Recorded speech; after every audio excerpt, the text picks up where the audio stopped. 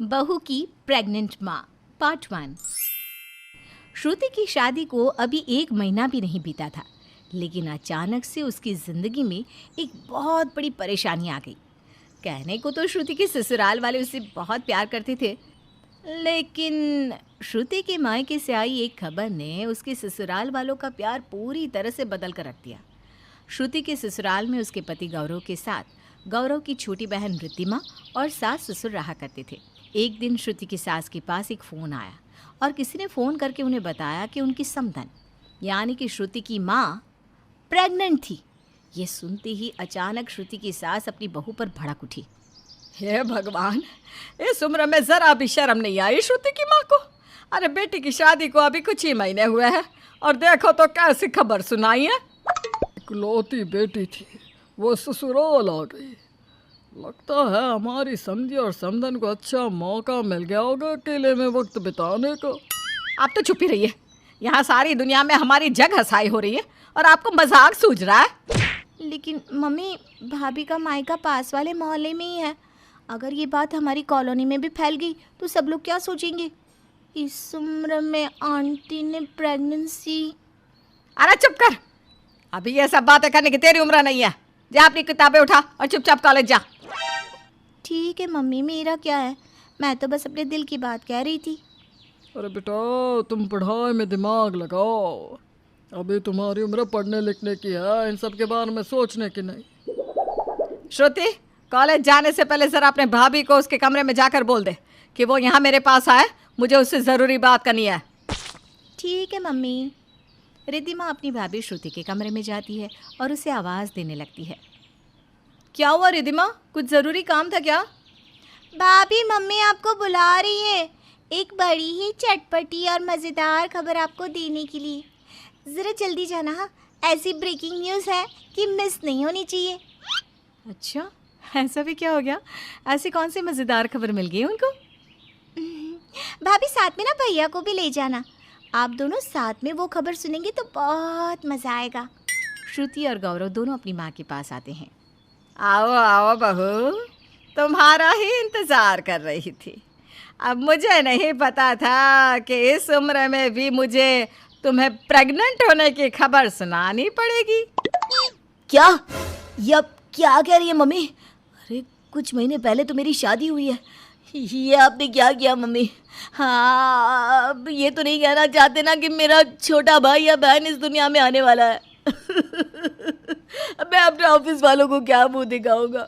मोहल्ले वाले क्या कहेंगे? अरे चुप कर, जब देखो तब बिना सोचे समझे कुछ भी बोलता जाता है। तुझसे किसने कहा कि मैं माँ बनने वाली हूँ? तेरी माँ बनकर ही पेट भर गया मेरा। अब और बच्चे पैदा करने की हिम्मत नहीं है, और इस उम्र में तो बिल्कुल भी नहीं। वैसे मैंने तो तुम्हारी मम्मी से कहा था कि बच्चे तो 3 या 4 होने चाहिए। रिद्धिमा के होने के बाद भी मैंने तो कहा था। अरे चुप करिए, अपने बेटे बहू के सामने ये क्या बेशर्मी वाली बातें कर रहे हैं। एक खबर कम थी जो आप भी न्यूज़ रिपोर्टर की तरह चालू हो गए। अरे लेकिन मम्मी जी, हुआ क्या है? आखिर ऐसा कौन प्रेग्नेंट हो गया जिसकी वजह से आप परेशान हो रही हैं? प्रेगनेंसी की खबर सुनकर तो खुशी आनी चाहिए ना, लेकिन आपके चेहरे पर तो परेशानी दिखाई देती है। जब तुम्हें पता चलेगा ना प्रेग्नेंट कौन हुआ है, तो तुम्हारे भी चेहरे से हवाइयाँ उड़ने लगेंगे बहू। 1 मिनट भी यहाँ पर नहीं टिक पाओगी। अरे मम्मी, अब ये पहेलियाँ बुझाना छोड़िए और जल्दी से बताइए, आखिर बात क्या है? किसके घर में बच्चा आने वाला है? बात ऐसी है गौरव कि तुम जीजा जी बनने वाले हो। ये क्या बात हुई? अभी तक तो सुना था तुम भाई बनने वाले हो, बहन बनने वाली हो। ये जीजा जी बनने वाले हो? ऐसी बात तो मैं आज पहली बार सुन रहा हूँ। पापा जी, आप कहना क्या चाहते हैं? बिल्कुल सही समझी हो बहू। अभी अभी किसी ने मुझे फ़ोन करके कहा है कि तुम्हारी माँ प्रेग्नेंट हो गई है। अरे अपनी बेटी की शादी का ही इंतज़ार कर रही थी क्या? इधर तुम ससुराल आई और उधर तुम्हारी माँ ने खुशखबरी सुनाई। अब तुम्हें बताओ, हम सारी दुनिया को क्या मुंह दिखाएंगे? अरे हमारी समधन इस उम्र में माँ बनने की तैयारी कर रही है।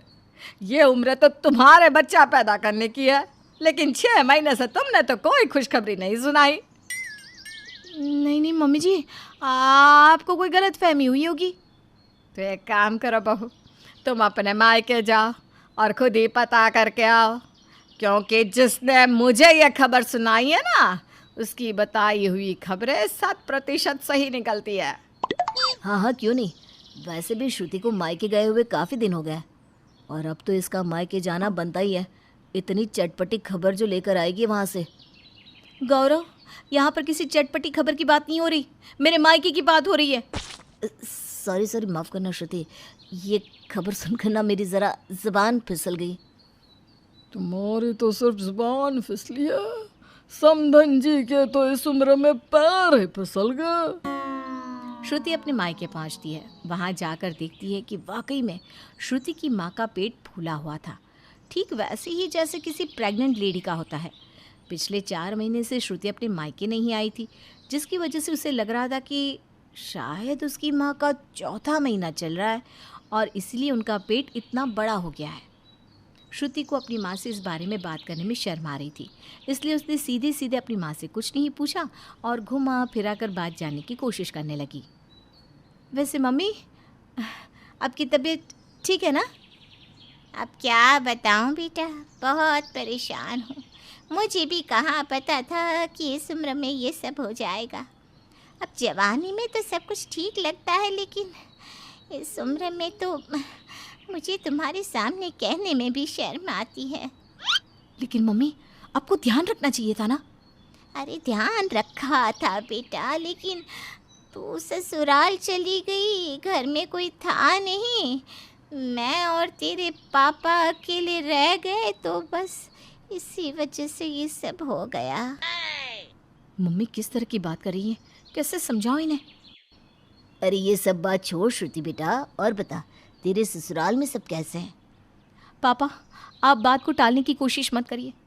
वैसे तो मुझे आपसे ये बात नहीं करनी चाहिए, लेकिन क्या सच में आपने मम्मी को इस बात के लिए फोर्स किया? अरे बेटा वो क्या है ना, अकेले थे, मन नहीं लग रहा था और मुझे क्या पता था कि ये सब हो जाएगा। अपने पापा की बात सुनकर श्रुति को भी गुस्सा आता है और बहुत शर्म भी आती है, लेकिन उसे अब ये समझ में नहीं आ रहा था कि वापस ससुराल जाकर वो अपने ससुराल वालों को क्या बताएगी। आखिर क्या थी सच्चाई? श्रुति की उलझन सुलझेगी या नहीं, देखेंगे इस कहानी के अगले पार्ट में।